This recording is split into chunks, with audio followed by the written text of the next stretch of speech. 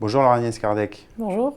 Merci d'être venu chez CityPost pour évoquer les grands projets de 2016 et des années à venir dans la métropole. Vous êtes adjointe au maire de Marseille, vice-présidente de MPM, conseillère départementale des Bouches-du-Rhône, présidente de la GAM et présidente fraîchement élue d'Euroméditerranée. Est-ce que justement vous pouvez nous donner un peu votre vision en tant que nouvelle présidente d'Euroméditerranée sur ce que sera Marseille, ou en tout cas le périmètre d'Euromède 2 d'ici une dizaine d'années? Alors d'ici une dizaine d'années, je pense que Euromède 2 aura très largement avancé. L'objectif aussi, au travers de Euromède 1 et 2, c'est de travailler avec le port, à cette Charleville-Port, de faire en sorte qu'on n'ait pas d'un côté le port, d'un côté la ville. Il n'y a pas une frontière étanche, il faut qu'il y ait la ville qui rentre dans le port et le port qui rentre dans la ville, et qu'on puisse trouver des moyens de fonctionnement, parce qu'on s'aperçoit qu'aujourd'hui, il y a certaines tensions ou certains dysfonctionnements. Donc c'est comment on arrive à la fois à développer économiquement le port, à développer des quartiers nouveaux et à faire en sorte que l'un tire profit de l'autre. Euromède, c'est pas une île au milieu de rien, hein. Euromède, c'est un morceau de Marseille et un morceau de la future métropole. Donc il faut arriver à faire le lien, à créer des synergies. C'est-à-dire que par exemple, si je prends le plateau de l'Arbois, je pense de Camp qui va développer des nouvelles technologies sur la construction de la ville de demain, l'application, elle se fait quand même à Euromède au travers des îlots à l'Art ou sur le futur quartier libre, puisque là c'est plutôt Belle de Mai. Donc comment, au travers de ce territoire large de la métropole qui est plein de ressources, on arrive à créer des synergies entre les territoires pour que justement plus personne ne soit concurrent, mais au contraire que tout le monde soit complémentaire et que ça soit créateur de richesse pour tout le monde, pour les Marseillais, mais pour surtout les métropolitains. Alors, on va parler un petit peu du rôle des habitants dans la transformation urbaine. Évidemment, vous l'avez dit, Euroméditerranée a vraiment lancé un peu le signal d'une transformation de Marseille depuis une vingtaine d'années. Aujourd'hui, il y a aussi un autre grand chantier dont on parle finalement assez peu, qui est le plan Grand Centre-Ville, qui consiste en la rénovation de 35 pôles urbains différents d'ici 2021. Et on remarque aussi que les habitants, d'une manière générale, s'impliquent de plus en plus dans les problématiques de rénovation et d'amélioration de la vie urbaine. Un sujet de Kevin Dervaux. Depuis 2011, Marseille est ambitieuse en termes d'urbanisme. Avec le projet Grand Centre-Ville, la municipalité s'attaque à la rénovation de 35 pôles urbains. C'est un projet à la fois de voirie, de circulation, de ravalement de façade, d'éclairage, de bien vivre ensemble. On est en train de changer Marseille depuis une vingtaine d'années. Voilà, là on s'attache maintenant, on va faire la rue Paradis bientôt, à remettre en valeur notre patrimoine. Aujourd'hui, les citoyens améliorent d'eux-mêmes leur cadre de vie, comme par exemple à Noailles, avec la végétalisation des rues. Des associations organisent aussi des chantiers participatifs, qu'il s'agisse de mobilier urbain, de décoration ou même d'agrès de musculation. L'idée est d'impliquer les habitants. Voilà, l'idée c'est vraiment, c'est un chantier qui vient du quartier, qui est fait avec le quartier et qui est fait pour le quartier. Voilà. Au-delà de réfléchir comme un architecte sur des plans décontextualisés avec des bonnes intentions, déjà de regarder qu'est-ce qui s'y passe et de donner de la qualité à ce qui se passe réellement dans le quartier. Le code de l'urbanisme impose la consultation des habitants dans le cadre des opérations de rénovation urbaine. Toutefois, la municipalité reste libre d'en fixer les modalités, ce qui ne plaît pas toujours aux habitants, comme pour le projet de réaménagement de la place Jean Jaurès où le collectif de la Plaine est monté au créneau.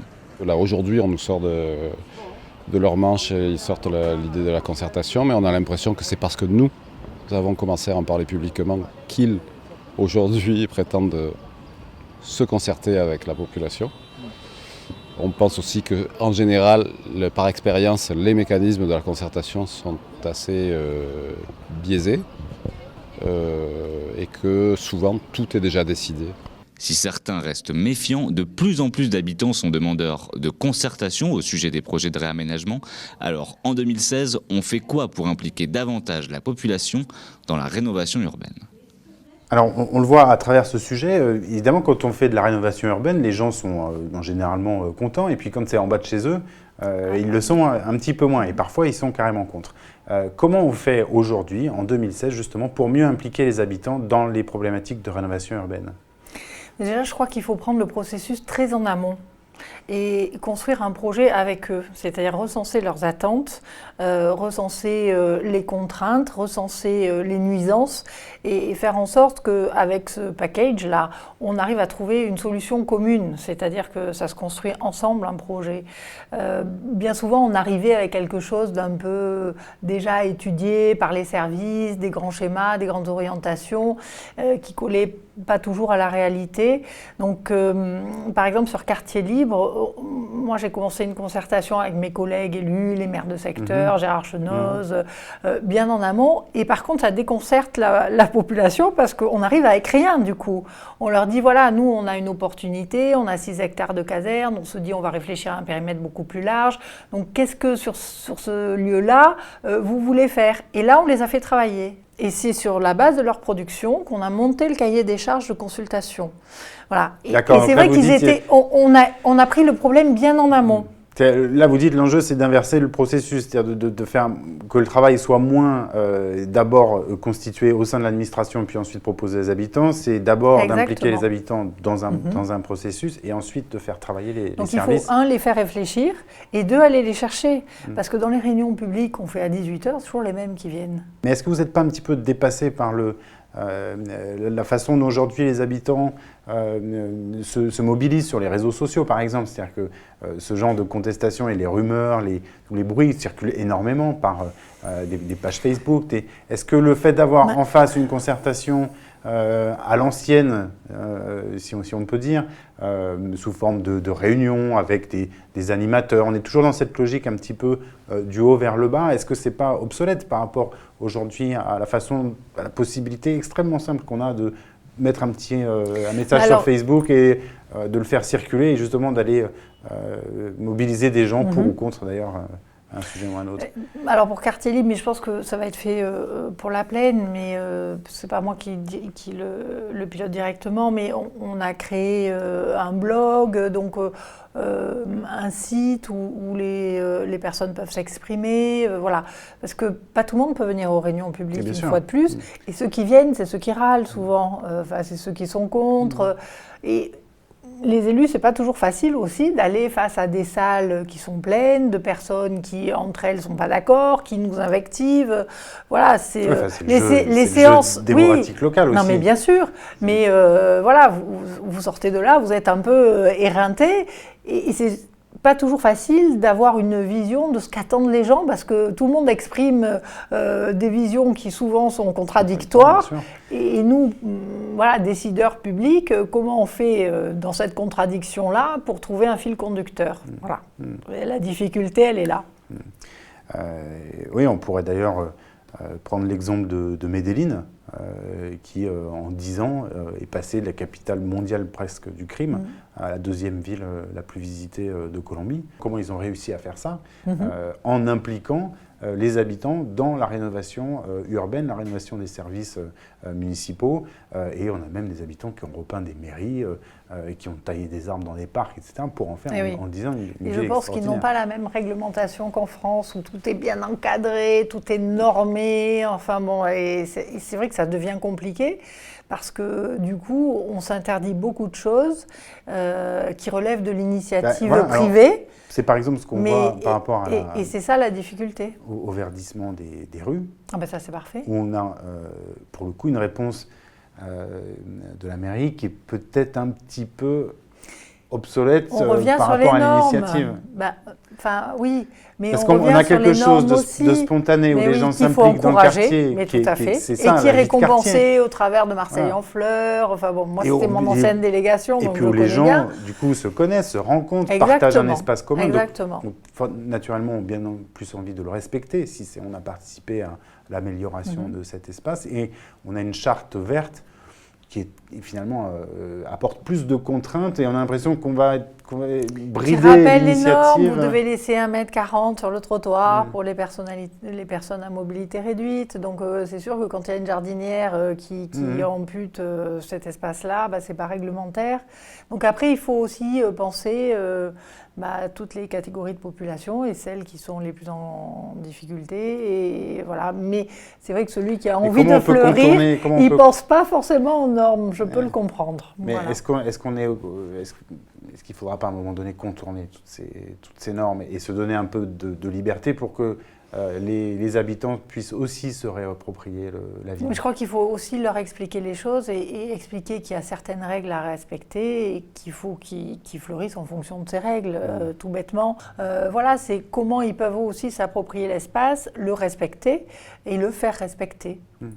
On va passer à un autre sujet qui concerne de très près les Marseillais et les métropolitains, qui est la problématique de la mobilité. Au sein des projets de réaménagement, il y a différents projets qui concernent la mobilité. Évidemment, la métropole va avoir un rôle extrêmement important pour mettre en place des schémas de mobilité à l'échelle urbaine métropolitaine. Vous avez beaucoup travaillé au sein de la gamme sur les questions de mobilité, donc on a hâte de vous entendre sur le sujet. En attendant, je vous propose ce sujet d'Hugo Lannes. La voiture a beau rester le mode de transport numéro 1 sur le territoire, les comportements commencent à changer. L'utilisation des bus, métros, tramways, vélos en libre service et voitures en autopartage progresse. Mais ce n'est pas suffisant. À l'échelle de la future métropole Aix-Marseille-Provence, on observe 650 000 déplacements par jour. 96% sont réalisés en voiture. Le réseau de transport ne maille pas tout le territoire et souvent, en dehors du centre-ville, les usagers n'ont pas le choix. Dans la région, on a un habitat qui est quand même très dispersé. On a des zones d'activité qui sont loin des hypercentres. C'est pas simplement je pars de chez moi et je vais dans l'hypercentre pour travailler. C'est que je suis dans un petit village, je vais dans une zone commerciale qui est en banlieue. Et donc, évidemment, il n'y aura pas de train, il n'y a que la voiture individuelle. Contrairement à Lyon ou Toulouse, les pôles d'activité de notre territoire ne sont pas concentrés dans la même zone, d'où la nécessité de créer un réseau coordonné entre les différents bassins de vie.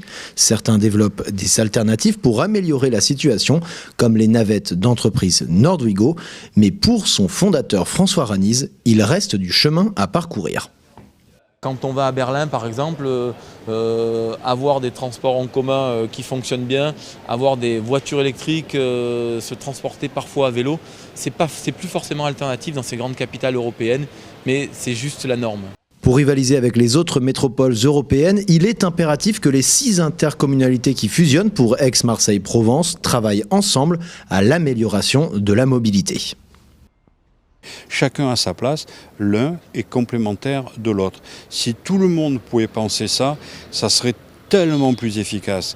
L'écomobilité, c'est pas je suis pour le train contre la voiture, je suis pour la voiture contre le métro. Non, c'est complémentarité. Donc essayons de nous harmoniser, de nous compléter et de nous développer au-delà des clivages idéologiques. La question des transports impacte directement de nombreux domaines comme le développement économique, la qualité de vie ou la préservation de l'environnement.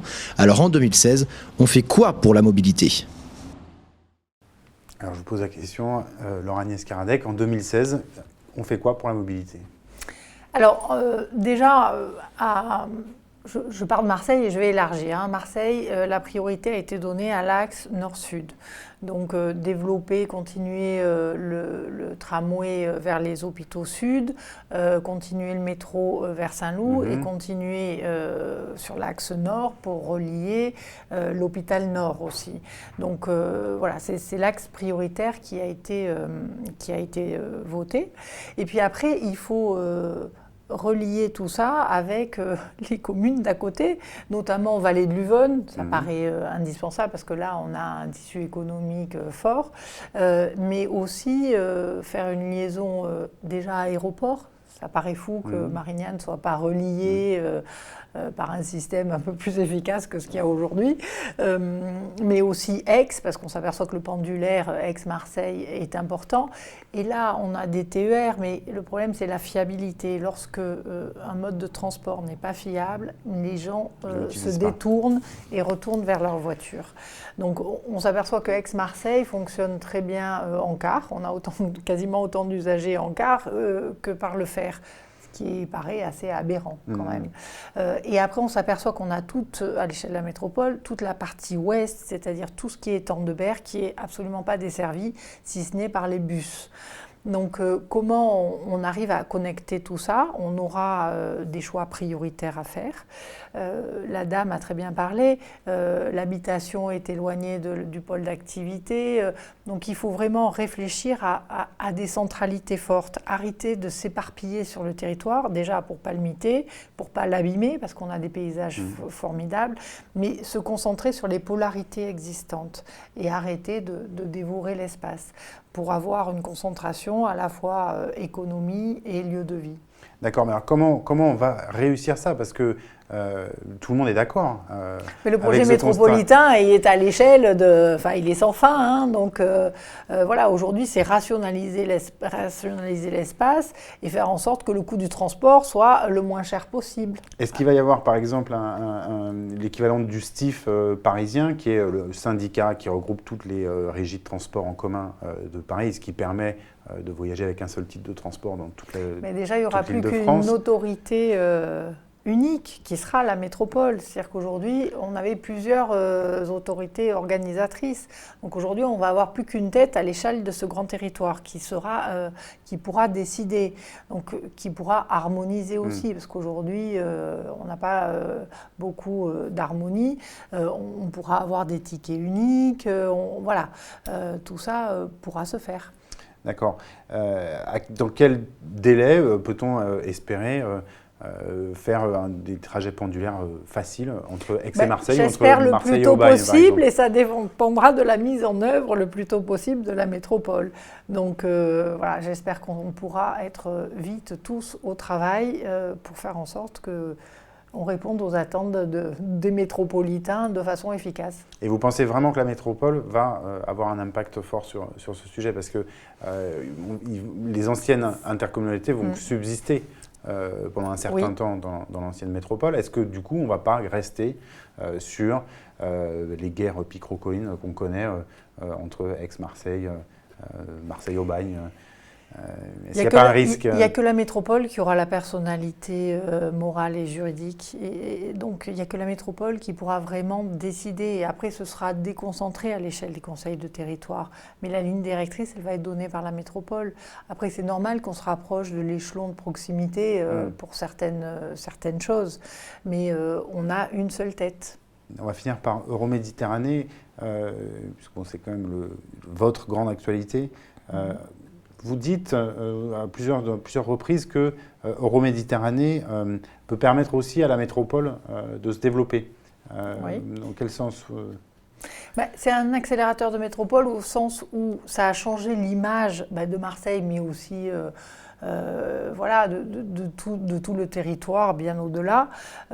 Et ça a donné une lisibilité à l'échelle nationale et internationale que n'avait pas forcément Marseille ou la métropole, et ça lui a donné cette dimension métropolitaine qu'on peut avoir dans les autres villes. On est dans cette concurrence-là, et grâce à Euromed, qui est le premier centre d'affaires de la région, le troisième en France, nous, deuxième ville de France quand même, avec des atouts majeurs. Voilà, toute cette dynamique-là a donné une autre image à l'échelle internationale de Marseille et de son territoire. D'accord. Et puis pour finir, donc, comment vous voyez notre territoire dans une dizaine d'années? J'espère attractif, beaucoup plus développé économiquement, respectueux de son environnement, avec de l'innovation, de la ville intelligente, et aussi basé sur les savoirs, parce qu'on n'en a pas parlé, mais on a des pôles universitaires et des pôles de recherche remarquables qui continuent à se développer, qui à l'échelle mondiale sont des sont reconnus. Donc voilà, toute cette synergie-là, plus le volet touristique, parce qu'on a des chiffres qui nous font un peu rougir, mais tellement ils sont bons. Donc on a des vraies dynamiques, et je pense qu'on a des super opportunités sur le bassin méditerranéen. Alors à nous, à saisir ces chances-là, on a les plus gros tuyaux pour l'Internet et le numérique. Donc on a la chance que ça passe à Marseille et que ça irrigue l'Asie et la Méditerranée. On a le doublement du canal de Suez qui est programmé. Donc notre port devrait pouvoir en bénéficier. Mais notre port, c'est pas que notre port, c'est aussi tout l'Interland qui va se développer grâce à tout ça. Donc a priori, on a des clignotants qui sont super favorables. Et à nous, collectivement, les habitants et les élus responsables, de se saisir de ces chances-là pour les transformer toujours en richesse, voilà, qui profite à tout le monde. C'est l'objectif. Merci Laurent Escarbec. Merci à vous. Et à bientôt. À bientôt.